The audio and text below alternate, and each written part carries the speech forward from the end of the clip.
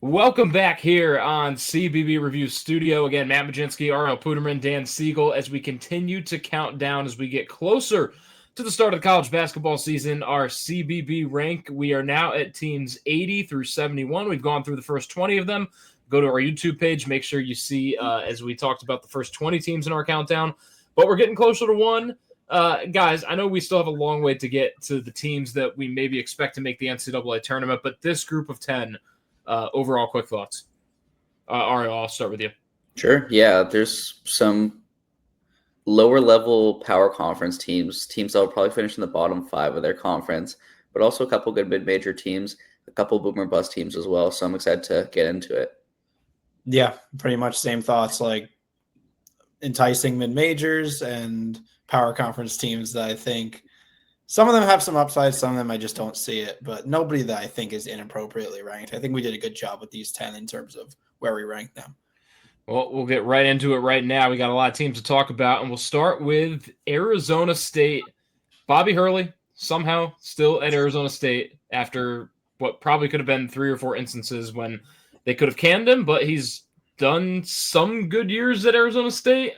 Do we expect a decent year this year? Dan, I'll give you the ropes on this one first, since you're the West Coast guy now. No, I guess I am. Yeah. Bobby Hurley, how many years has he been on the hot seat for? It seems like Too long. Yeah.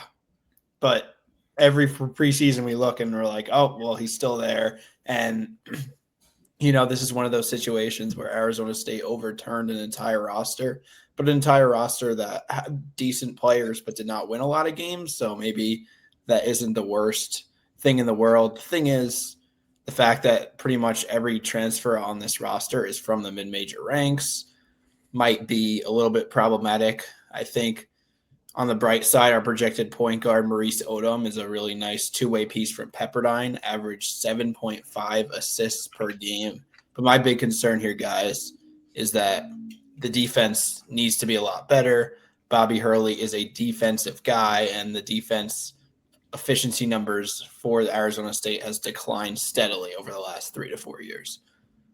Ariel. Yeah, I think I'm going to boycott Arizona State until they fire Hurley, honestly, at this point. Just not fun watching them. They actually started the season pretty well last year, but just completely tanked once conference play started. Sandin was hurt for a while. Quayton's also got hurt at the end of the season. They're both gone, obviously. And then, like you mentioned, they're a mid-major all-star team, and that might be fine in some conferences, but this is the Big 12 we're talking about. That's not going to fly. I'm just not excited to watch them, to be honest. We have them, I think, in 14th out of 16th in the Big 12. I wouldn't be surprised if they end up at 16. Yeah, I'll be honest. We're keeping them there probably because of Bobby Hurley and because they've had some years where we're like, okay, maybe they could be a little better this year. I don't even know if they really deserve to be in our top 100, to be honest. When you look at why we put them there, obviously it's, again, kind of a big name. I really don't want to give them too many props. If you're an Arizona State fan watching this, sorry for coming off negative. Our Arizona State writer, a guy that goes there, wrote this article, and he even said they have a CBC appearance coming their way. So, honestly, not a lot of expectations. I will say on paper, they have a pretty good roster, just with a lot of guys who scored a lot at mid-major schools. So if one of the or two of those guys break out, then we could be very wrong about this team. We'll see, but Ariel, I'm going to kick it back to you for number 79 because that is one of the articles that you wrote on our website. Again, all these articles on our website, and that is UCF. The Knights, another coach that's been there for longer than you might think, Johnny Dawkins. How do we think that he and UCF will be this season? Also bad, honestly. They lost everyone from last year, which is crazy when you return your coach to have that much turnaround. I do like the Milwaukee duo they brought in, Stillwell and Folks. I think they could both be pretty solid, and they obviously have that chemistry. And I like John Bull from Ole Miss, 7'2" guy, very skinny. I'm kind of worried he's going to get bullied down low and didn't really show much in his freshman year. But, he was a high 4-star recruit, and who has better experience coaching big men, especially over 7'2", besides Matt Painter than Johnny Dawkins. You might remember Taco Fall. He had a lot of success with that guy, so maybe he can unlock something. But, I can't imagine this team being above the bottom 5 in the Big 12. Hopefully I'm wrong because they've shown in the past that they could be better, but just on paper, this doesn't look like an inspiring squad. Yeah, I mean, UCF joining the Big 12 2 years ago, it was definitely not a basketball-driven move. I think they have held their own for sure, more than maybe some would have expected. I don't think they've done much more than just being able to hold their own. Like, that's all you could really say.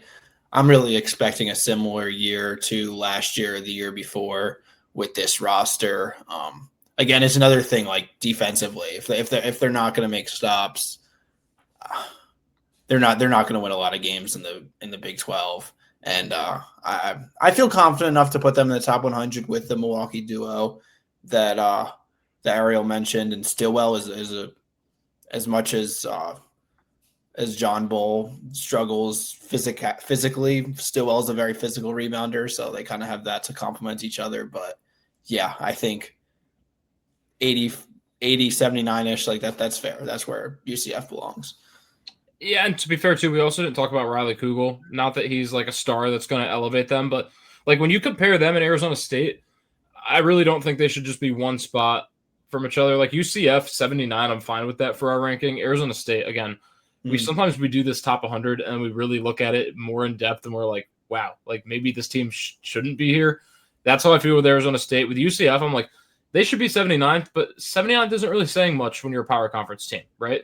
Like they've got guys. But I do look at that Kugel pickup, some other guys, like, okay, maybe they can be a little more competitive. I agree with you guys real quick. Like, they're going to be at the bottom half of the Big 12.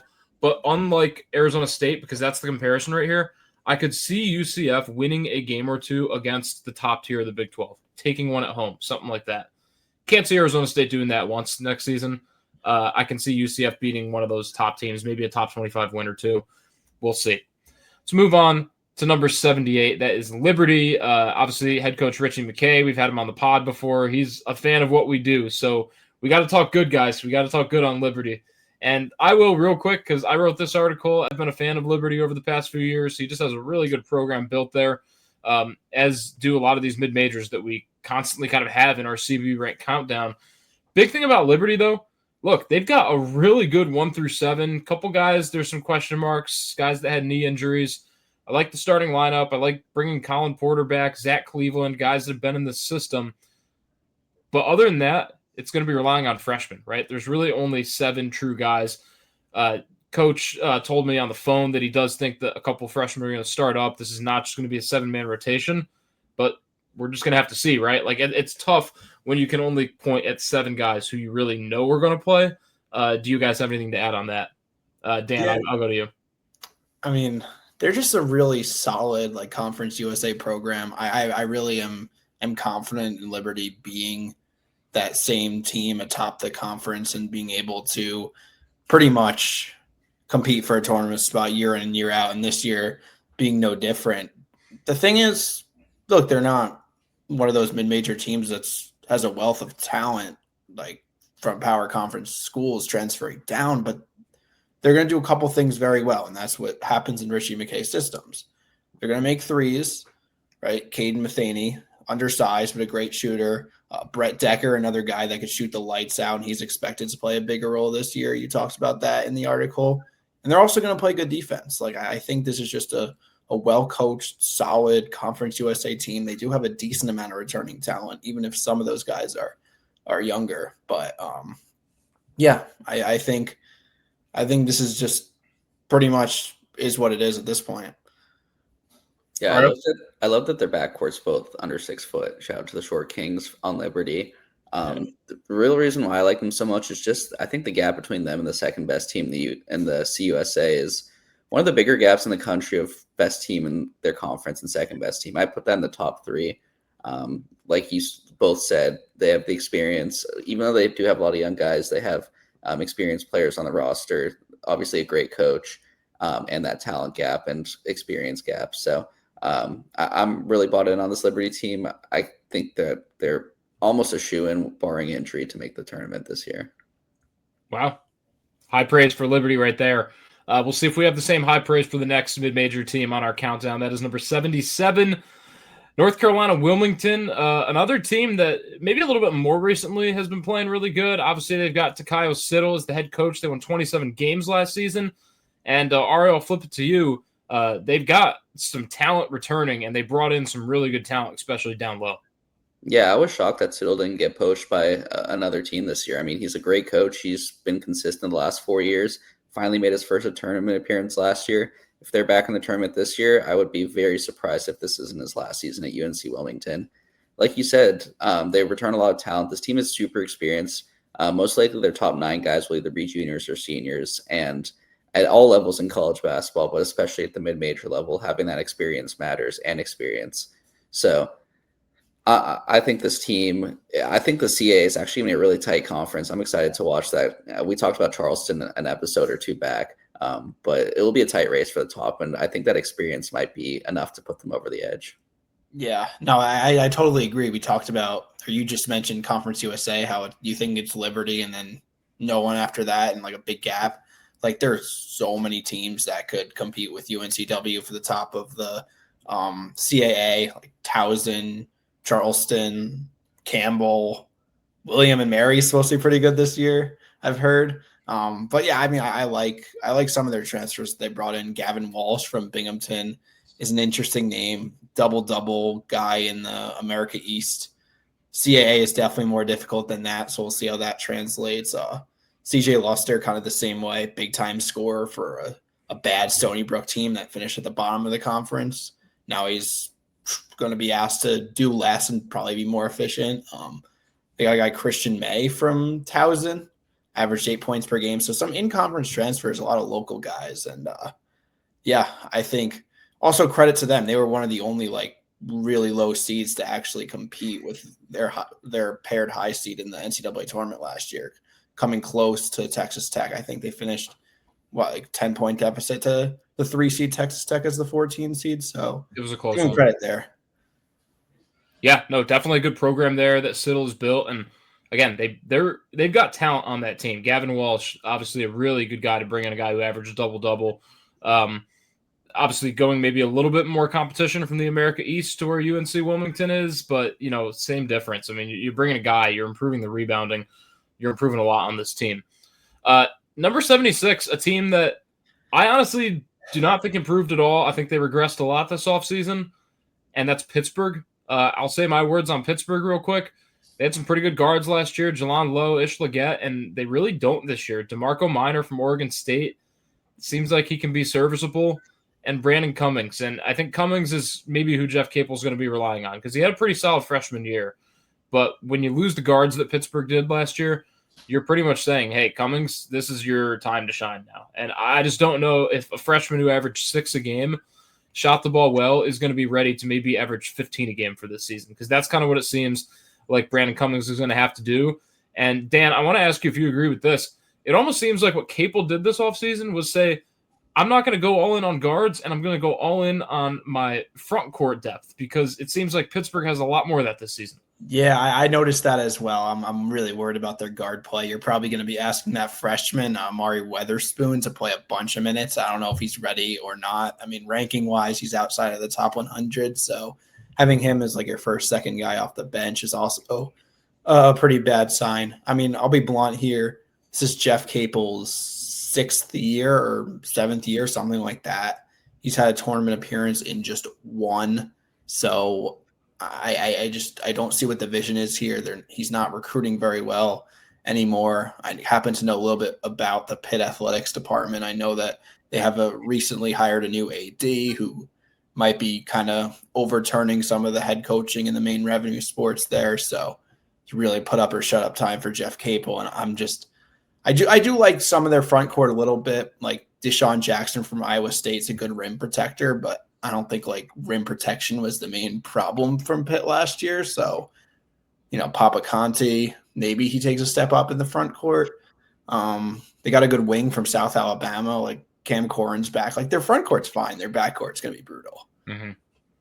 Yeah, when you lose guys like Lowe and Leggett, you have to have some kind of replacement option. And when you go in and bring in Barry Dunning, who I was really happy that he broke out last year, really spent time on the bench first 2 years at Arkansas and UAB, finally got his opportunity last year at Southern Alabama and really had a breakout year.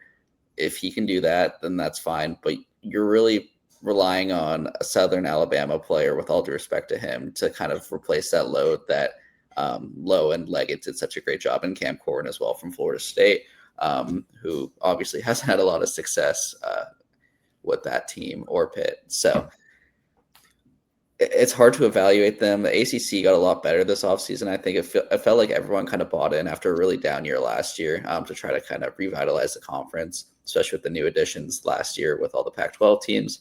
And I don't think Pitt did the same. So I'm a little worried about them. I think they could have potential to finish middle of the pack as a ceiling, but I'd be less surprised if they end up towards that bottom three in the ACC, unfortunately.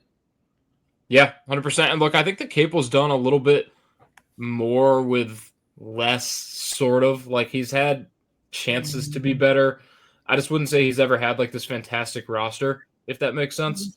The year that they made it to the round of 32, like those couple years, like they had some good players. They had they had Cunningham and Blake Hinson, and that might have been the year after they made it. But like, I think he has had rosters that he's underperformed with. He's definitely had bad rosters. I mean, last year's roster was really good, and they went 17-15. Yeah, that's fair. You know that's fair too.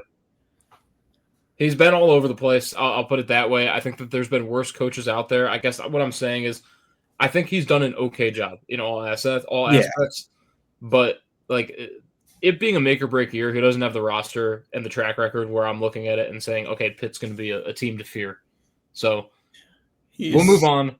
Yeah, no. Unless you had another word on. I was just going to say he's done better than the guy before him. That's really all we could say. And that's fair too.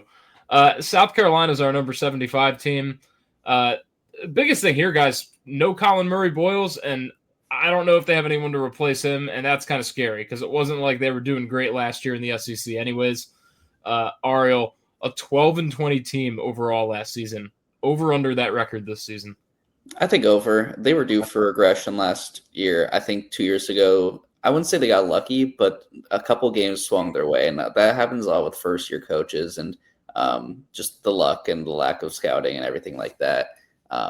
But I think they'll kind of get back on track. I don't know if they're going to be a tournament team, but I think they'll be better than 12-20. My favorite story of the offseason is Michi Johnson. For those who don't know, he started his career at Ohio State, transferred to South Carolina, went back to Ohio State last year, and now is back at South Carolina. So you really don't see that in any sport, and it really shows what the transfer portal is these days. But he was great when he was at South Carolina, so hopefully he can replicate that and become a really solid player for them. I also love Mongolian Mike on the bench. This is 4-team in 4 years. I was really high on him after his freshman year, but he just really never broke out. He could be a solid role player, but it'll be interesting to see him. Overall, pretty neutral on the South Carolina team. I think they'll be better than last year, but I don't think they'll be a tournament team. They do have a lot of like role players. Like I could confidently say, maybe even on like a couple of these other power conference teams we discussed, like they definitely have a core of power conference caliber players.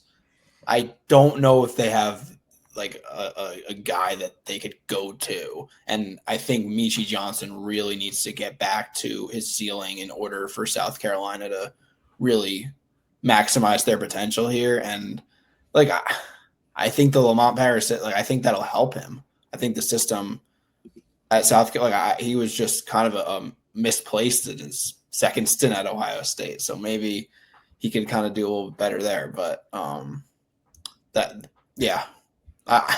don't have a lot of thoughts, so I'm not just gonna, ramble on. Well, that's South Carolina for us guys here on our CB rate countdown. We'll move on to number 74, Wake Forest. I have a lot of thoughts on Wake Forest. This is probably one of the first teams I've looked at and said, watch out for this team. They're a little low in our rankings, but I think that Wake could be a major player in the ACC if all goes well for them. Look, you lose Hunter Salas and Cam Hildreth, and you probably think, okay, this team's going to take a hit. I think they did a good job of at least replacing one of them with Nate Calmese from Washington State. I think that he can go in and just do just as well as either of them last season. And I'm excited for the rest of this team. Miles Colvin, what can he be with a new role? Maybe he's going to get more shot opportunities than he did at Purdue. What can Juke Harris be? Another example of a guy who showed out as a freshman, 6 points a game. Now he gets maybe a bigger role. He could be a guy to look at. Trayvon Spillers, Cooper Schweiger from Valparaiso. I mean, that is a guy that really showed out at Valpo as a sophomore last year. I think he could have a big year as a junior at Wake Forest. I think there's a lot to like here. And guys, I'll leave it to you, but my last thing is the bench for Wake Forest. Very intriguing as well. A lot of options in the backcourt. Dan, I'll throw it to you being an ACC guy again. I mean, when you look at, again, how we look compared Arizona State and UCF, it's the same thing here. Wake Forest, 2 spots above Pitt in our countdown, but I think miles ahead of Pittsburgh with this roster.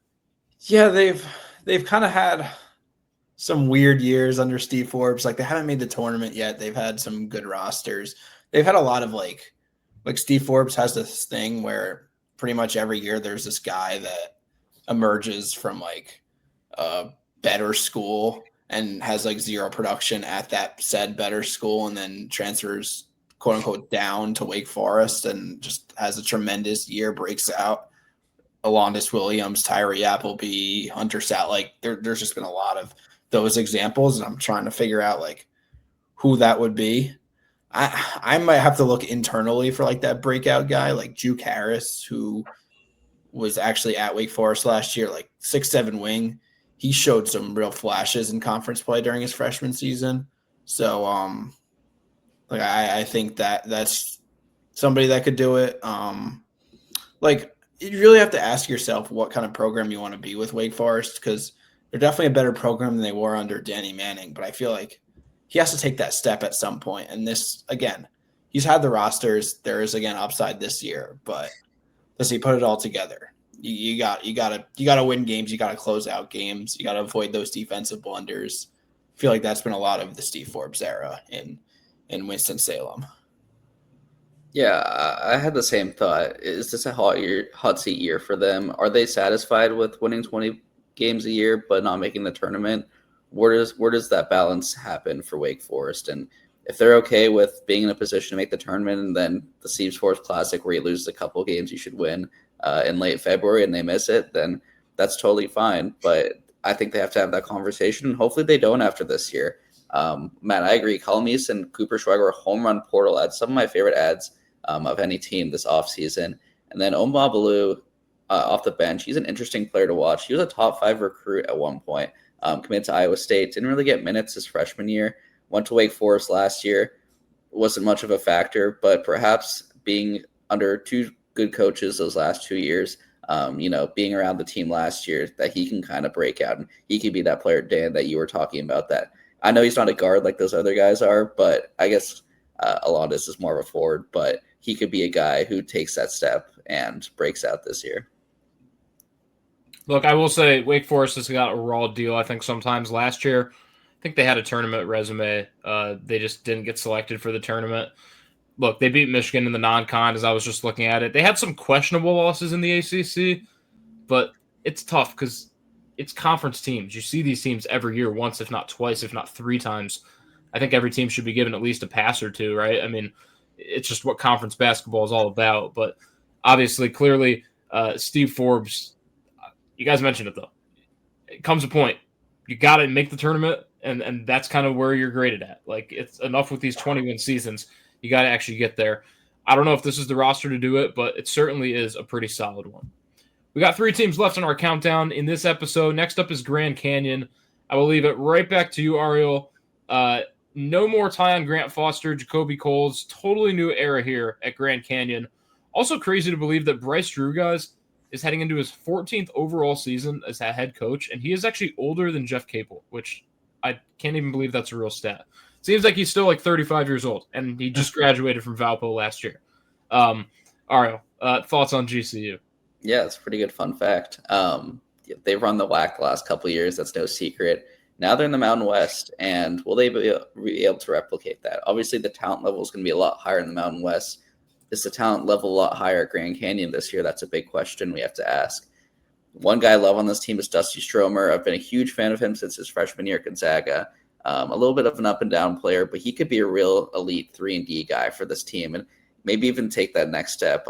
Anyone under Mark Few, for the most part, succeeds. So I can't imagine Stromer won't be any different.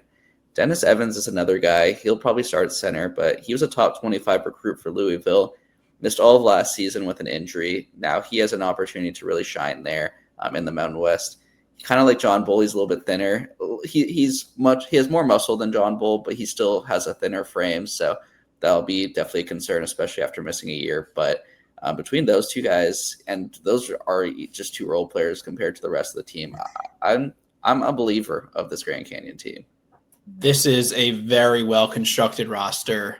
It'll probably take some time to figure out rotations and who's going to play, who's not going to play, but they have a lot of options. You mentioned Dennis Evans, who, there's some question marks. Evans is one of them, a guy who rarely played in his freshman year on like a terrible Louisville team before. I think it was like late through that year, and then he missed like all of the next year, which was 24 to 25. So that's a question mark. Also, a guy, Nana Owusu-Onine, had a great season at Brown in 23 to 24. Again, he was hurt last year, but he's more of a proven commodity at this kind of level. So I expect big things of him as long as he's healthy. One thing I will say about this team, like I think this will be the best team in the Mountain West, the best defensive team in the Mountain West. I could say that pretty confidently. And everyone kind of fits that Bryce Drew system as well. Like a lot of what they call stocks, which I'm not a big fan of that like term, but steals and blocks galore throughout this roster. Like there's some real intrigue here, and everybody could kind of get out and run in transition. Bryce Drew is a top 50 tempo team every year. So this is a well-constructed roster through the portal. I think they could definitely finish top couple teams in the Mountain West, and they'll be the best defensive team in the Mountain West. That's what I'm saying. Intriguing team. I'm not as high on them as you guys are, but I think that's just because you get used to seeing Jacoby Coles, Tyne Grant Foster, Ray Harrison, like just so many guys that you're used to seeing. So maybe you elevate them more than they really were. Grant Foster obviously was, but yeah, I mean, clearly a lot of guys here where you can look at them and say they're not going to take a step back. I don't know if they're going to be what they were last year, but they're still a team to beat in their conference. Next up, number 72, that is Minnesota. No sense even looking at what they lost because they lost pretty much everything. It's a new era. Nico Medved steps in. It's really about, hey, is he going to be able to get this new group of guys to click? And I think this is an example of a type of team where it's tough to really rank. You can look at what the guys did on their other teams, but when it comes down to it, they're all going to be gelling with a new coach in a new system with new teammates. Transfer portal's wild. Teams will bring in 4 or 5 players. I think that's like the average nowadays, 4 or 5 new players through the portal. But when your entire team is transfer portal, it just becomes almost impossible to rank you. I do want to point out a few guys on this team and really the backcourt depth. And depth all around on this Minnesota team. There's going to be a lot of choices that Medved's going to have. But I look at a guy like Langston Reynolds. I mean, that is a man amongst boys there. 6'4", 205, just kind of backs guys down into the paint. Like, he plays with a lot of heart, a lot of hustle. An example of a mid-major guy who I think actually will do good in the Big Ten. But other than that, guys, it is a lot of mid-major guys that put up good numbers. And how are they going to be in the Big Ten? How are they going to be with other guys, like guys around them? I'll let you guys decide on that. Dan, I'll start with you. I mean, before we even talk about this roster, for starters, I think Nico Medved was a home run hire for this program, and I really want to give them a lot of credit for going out and getting him from Colorado State. Even in year one, I think they might have what it takes to be able to make this work. Like, again, I agree with you. There's a wide range of outcomes here, but I see the vision. I think you're looking at some great mid-major talent here. Chancey Willis from Western Michigan. Cade Tyson's another guy. Like, he didn't play much at all at UNC last year, but he was awesome at Belmont the year before. So we'll see what his true talent is with more opportunities. Langston Reynolds, awesome at Northern Colorado. Jalen Crocker Johnson was a huge ad he got from Colorado State, and he was a very important stretch big there. So, like, in whole, I'm not banking on this team finishing top 10 in the conference, but I see what Nico Medved is trying to do in year one, and I'm here for it. It's hard to win in Minnesota. I mean, there's a reason why a lot of people liked Ben Johnson. He still got fired just because they didn't think he could take that next step. The NIL isn't as strong as a lot of those other Big Ten teams, and I think Nico did a good job with what he has. I like the Cade Tyson experiment, kind of like Aiden Mahaney we talked about last time. Was awesome in the mid-major level, moved up, really couldn't find his groove. Obviously, Minnesota's not a mid-major, but he'll be in a situation where hopefully he can thrive, and the Big Ten could give him a little bit grace, hopefully. And then Matt, like you mentioned, I love Langston Reynolds. He was one of my favorite players to watch last year over at Northern Colorado. I think he could be an impact player from day one, and possibly even an all Big Ten player. That's how confident I am in him. After that, I'm not a huge fan of their team. Like I said, you get what you can with Minnesota roster, but I just don't have a lot of confidence in the rest of the guys. I think a good coach can kind of instill a floor, and I think Nico could do that. I'm just worried about their ceiling a little bit. So I think 72 is a great spot for them. I think 72 is a good spot as well. I think that Minnesota could be a team that could maybe even make the tournament. I'm not going to lie. Like, I think they could be a tournament team if all works well. Don't think they're going to be anything more than, maybe they'll make the tournament. But yeah, a lot of great pieces on them. One more team to talk about in this episode, that is Furman. Ariel, I'll put it right back to you because you did this team, but pretty much what you wrote in the article. They lose their top 2 scorers, they return everyone else, and you think that's a recipe for success. Yeah, they had a really weird year last year. They started 13-1, looked like they were going to run through the conference, quickly found themselves at 500, about 14 games through conference play. They finished the season strong. I think they won 5 of their last 6, made it to the conference final before losing a close one. They do lose those top 2 players. That's going to be hard to replicate, especially since they didn't really do anything in the portal. But they bring back pretty much everyone else, and that chemistry is going to go a long way. What really makes them special is that they shoot the lights out, and they shoot it a lot. They have 2 guys who shoot over 40% on their roster that are going to start, and then several others who could hit it at a high rate as well. I'm really excited to watch this team just because they're basically 3 or bust, and that's always fun to watch.